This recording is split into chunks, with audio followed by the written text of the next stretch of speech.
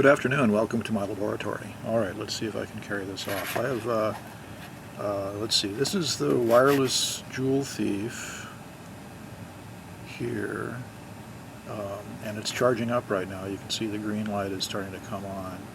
And this is a little basic Hall effect pulse motor here with the motor itself made out of one of those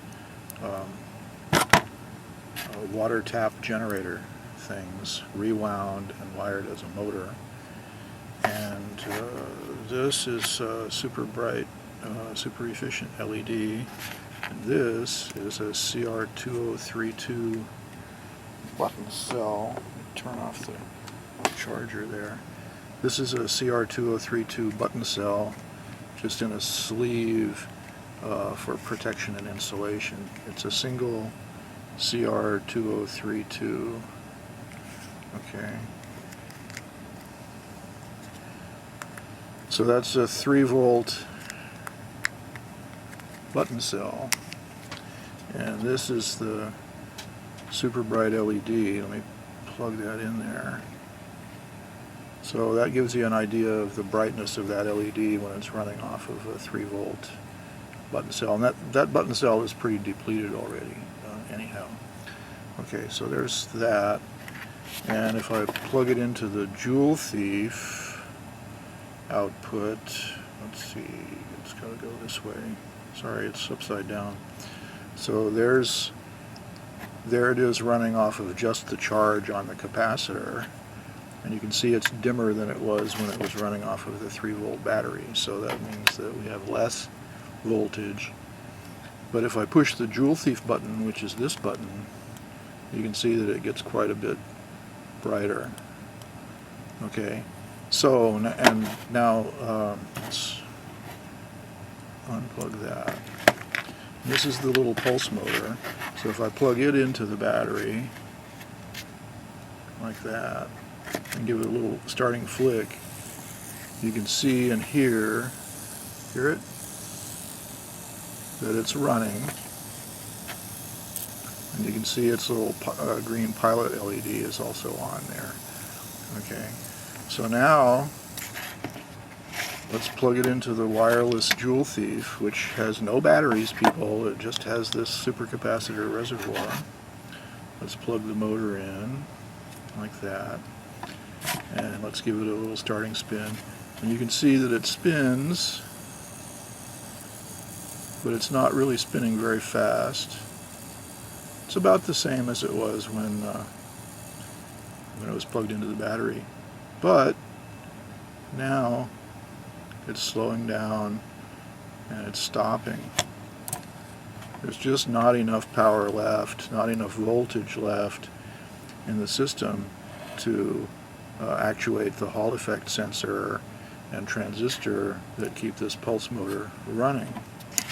But if I now press the Joule Thief button and give it a little spin, hear that? See how fast it's spinning? See how bright the pilot LED is?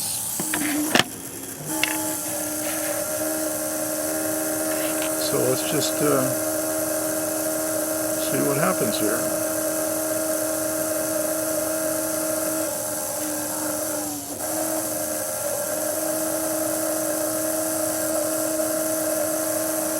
Now there's no power coming into the system. I've turned off the wireless charger.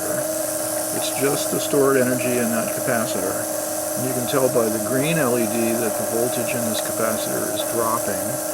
The blue LED is running off of the Joule Thief output, as is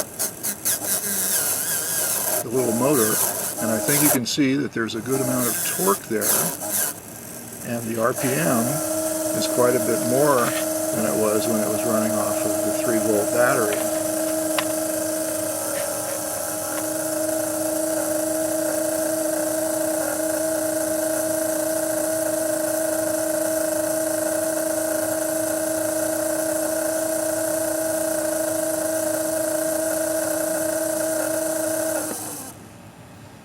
Right?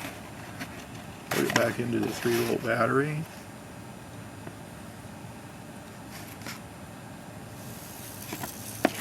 And it's running, but not as fast. Plug it into the Wireless Joule Thief. Press the button.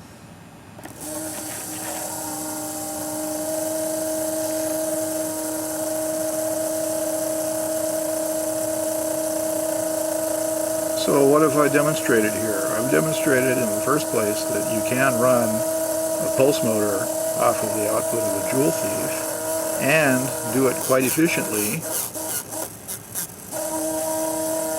And I guarantee you that, well, obviously it runs more off of the output of the Joule Thief than it does just on what's stored in the capacitor straight through DC. You can see it.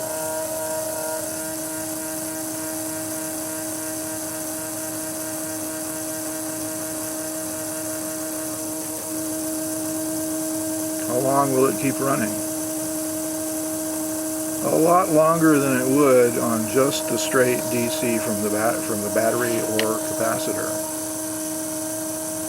So have I increased the watt hours, watt seconds available from the energy that's in the system or not? Is this a revolutionary experiment that qualifies for the overunity prize?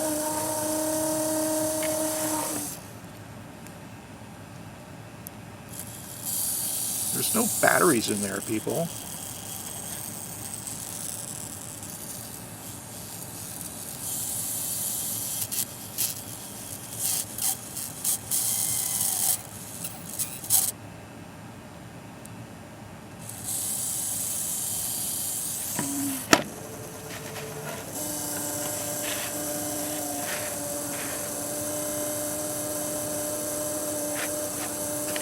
Alright, I think I've proved my point here. Thank you for watching.